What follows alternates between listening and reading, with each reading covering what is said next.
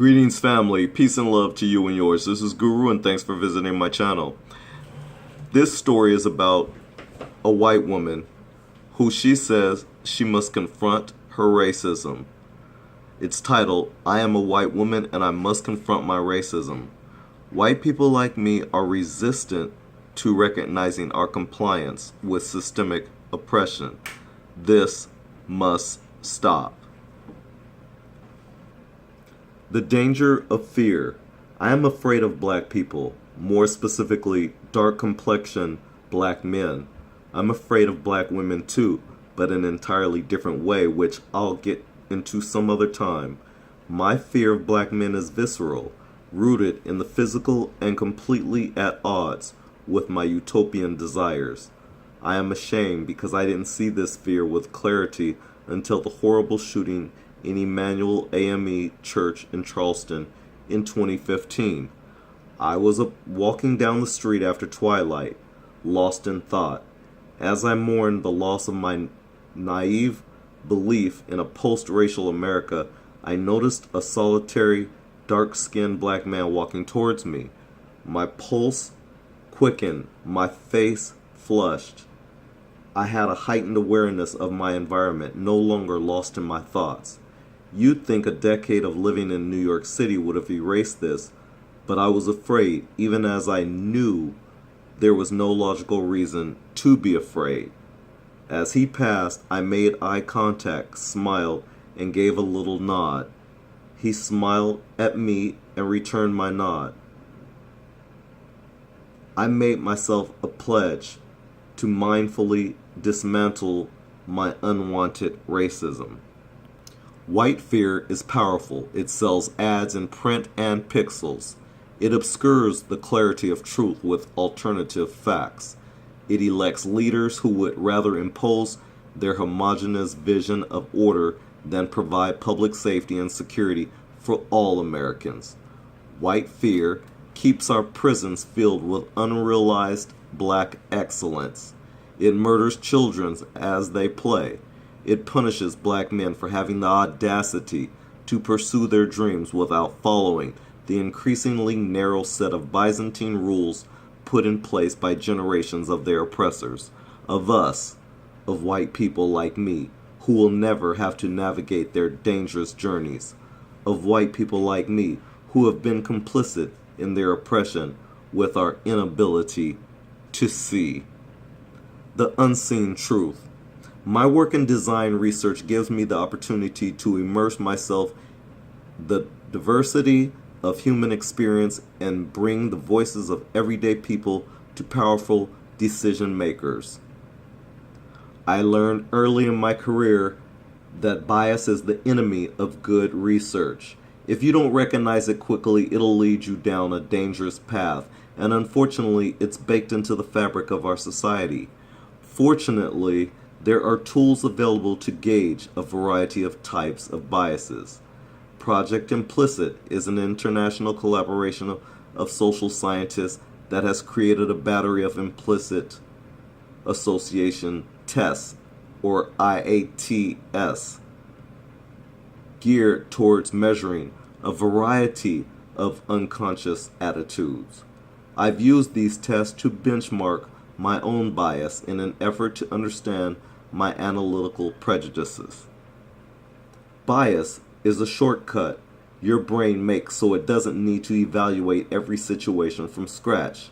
It quickly develops in the background of your thoughts, using everything you've experienced in your entire life to build a predictive model of your universe. Think of an apple. Is it red? Our unconscious assumptions are informed by this model, and like any predictive model, it is directly influenced by the data set that's used to train it. Think of a scientist. Is it a white man wearing a lab coat? The problem is one of representation. The data set that trains our mental models. Think of a criminal. Is it a black man? If the villains in the news and narratives we consume are most often black people will be viewed as villains, regardless of their excellence. Our mental models are trained by generations of faulty data, and it's created a culture where the declaration that Black Lives Matter is absurdly controversial. I want to pause for a second and make a statement to that point that is very powerful in what she just said. It's very true. As a matter of fact, our mental models are trained by generations of faulty data, and it's created a culture where the declaration that Black Lives Matter is absurdly controversial, and that is the truth. Facts. White people like me are exceptionally resistant to recognizing our compliance to the systemic racism that resides in our societal institutions. There's overwhelmingly statistical evidence of racial bias in our courts. That is facts. And I'll repeat it again. There is overwhelmingly statistical evidence of racial bias in our courts. Facts. Unfortunately, this overwhelming evidence is rarely addressed because our Supreme Court has set precedent that this evidence cannot prove real discrimination. That's pathetic. Apparently, it isn't racism if the perpetrator didn't know they were doing it. Oh my God, this is Europeans though. Discrimination that stems from unconscious bias is perfectly legal in the eyes of the United States judicial system, i.e. kangaroo court. And as long as white people like me are loath to acknowledge the existence of these systemic injustices, it will remain. Facts. The empathy remedy. I have some good news. It's possible to reduce personal bias, but it takes some work. People are not static, and unlearning is easier than you may think. My own journey started with declaring 2016 the, quote, year of no white boys, unquote. I purposely sought out film, literature, and music created by and centering people of color and women. I started following black folks on Instagram and Twitter. I looked for images of black men smiling and of fathers playing with their children. I made a point of making eye contact and smiling at black men as I passed them on the street. I patronized the black street vendors along Fulton Mall and WeBuyBlack.com. I said, "Excuse me," and "Please," and "Thank you," and called every black man I spoke with, "Sir." Over the last 2 years, I've reduced my racial bias to slight on the Project Implicit IAT. So, before I go further, I just want to say to any white viewers watching this video here that there is hope. It's called the Great White Hope, and it's a remedy that this white woman is explaining to you here and now of things that you too can do. Instead of going to black people's channels and trolling and calling people the same names your ancestors used before you, and before that, and before that, and before that. The use of the word nigger no longer has any meaning. It's played out. It's old. It's all you have. You came up with it. I've pretty much changed my mental attitude that I've given the word back to white people. Since you've come up with a word, I feel like maybe you guys are the real ones. And so I've given the word back to you, but that's just me. I would love it if my subscribers and viewers of my videos would do the same thing, because then, and only then, you would have no power then, besides money. That's all. But I just want to say that this woman here came up with a plan, and it was a conscious effort.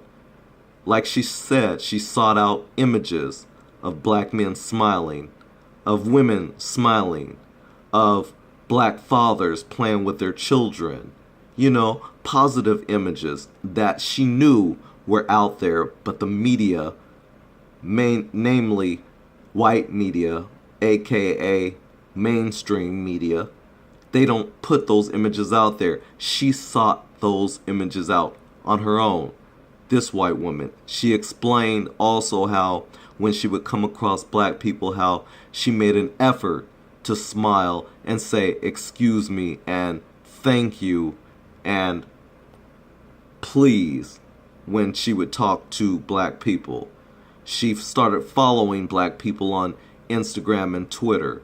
See, she made an effort to be a human being.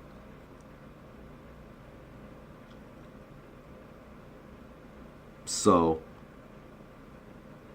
I'm just saying, for my white viewers, like I said, there is hope. It's called the Great White Hope. This remedy that you too can do. But I digress. I'm going to get back into this so I can end this off. Unconscious bias turns our streets into a dangerous place for black and brown people in our communities, and conflating order with safety is part of the problem. I'd like to see white people change the way we talk about policing in our communities. We need to put safety ahead of order and hold our elected officials accountable for recognizing and dismantling the systemic bias that holds black people in fear. This piece was originally published on Medium.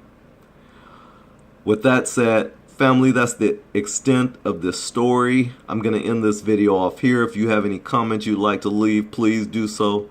Thanks for your time, for watching. Peace and love to you and yours. And until the next video, don't forget to subscribe so you don't miss out on any other videos. Thanks.